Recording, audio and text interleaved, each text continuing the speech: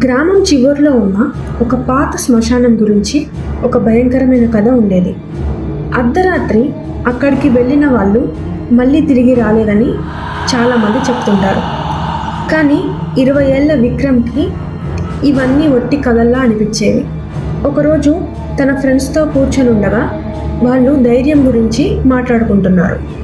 అప్పుడు విక్రమ్ని ఆట పట్టించారు. అరే, నీకు నిజంగా ధైర్యం ఉందా అని.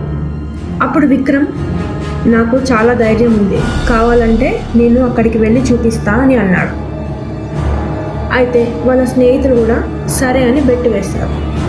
అర్ధరాత్రి 12 అయ్యాక విక్రమ్ని ఒక మర్రి చెట్టు దగ్గరికి వెళ్ళి అక్కడ తన పేరు రాసి రమ్మని చెప్తారు.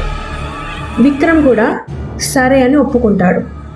రాత్రి 12 అయ్యాక విక్రమ్ ఒక చిన్న టార్చ్ ఇంకా ఫోన్ తీసుకొని ఒంటరిగా శ్మశానానికి వెళ్తాడు. ఆ ప్రదేశం చాలా నిశ్శబ్దంగా ఉంది. పాత సమాధుల మధ్య నడుస్తూ ఉండగా ఎక్కడి నుంచో దూరంగా ఒక గంట శబ్దం వినిపించింది. విక్రమ్కి చాలా భయం వేసింది. కానీ బెట్టు గెలవాలని అహంకారంతో ముందుకు వెళ్తాడు. చివరికి ఆ మర్రి చెట్టు దగ్గరికి చేరుతాడు. చెట్టు మొత్తం పాత గోర్లతో రాసిన పేర్లు చెట్టు పైన ఉన్నాయి. అతను కూడా నవ్వుతూ తన గోరుతో చెట్టు పైన విక్రమ్ అని రాస్తాడు. అప్పుడు అతని వెనుక నుంచి ఒక గొంతు వినిపిస్తుంది, ఇంకో పేరు చేరింది అని.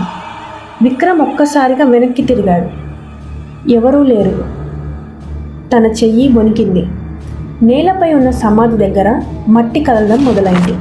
విక్రమ్ భయంతో వెనక్కి తగ్గాడు. మట్టిలోంచి నెమ్మదిగా ఒక చెయ్యి బయటకు వచ్చింది. అది పూర్తిగా కాలిపోయినట్టుగా ఉంది. నల్లగాను కూడా ఉంది.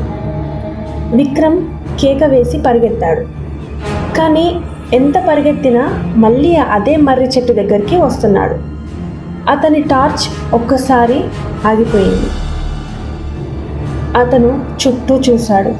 కానీ అంత నిశ్శబ్దంగా ఉంది. విక్రమ్ చేతులు వణికాయి. ఫోన్లో ఫ్లాష్ లైట్ ఆన్ చేశాడు. అప్పుడు కనిపించింది, ఆ చెట్టు మీద ఉన్న అన్ని పేర్లు నెమ్మదిగా మాయమవుతున్నాయి. చివరికి ఒక్క పేరు మాత్రమే మిగిలింది. అదే విక్రమ్ పేరు. అప్పుడు అతని వెనుక చల్లని ఒక ఊపిరి తగిలింది. ఒక భయంకరమైన గొంతు మెల్లగా ఇలా చెప్పింది, ఇప్పుడు నువ్వు కూడా ఇక్కడే ఉండబోతున్నావని. విక్రమ్ ఒక్కసారిగా వెనక్కి తిరిగాడు. చీకట్లో తెల్లటి బట్టలు వేసుకున్న ఒక వృద్ధుడు కనిపించాడు. అతని కళ్ళల్లో పూర్తిగా తెల్లగా ఉన్నాయి. ఇక్కడ పేరు రాసిన వాళ్ళు బయటకు వెళ్ళలేరు అని అతను గట్టిగా నవ్వాడు. విక్రమ్ భయంతో పరిగెత్తాడు. శ్మశానం గేటు దగ్గర చేరేసరికి తాళం వేసింది. అతను గట్టిగా అరుస్తూ గేటును కొట్టాడు. అప్పుడే అతని ఫోన్ మోగింది. అది తన ఫ్రెండ్ కాల్. విక్రమ్ వెంటనే ఫోన్ ఎత్తి నన్ను కాపాడండి అని అరిచాడు.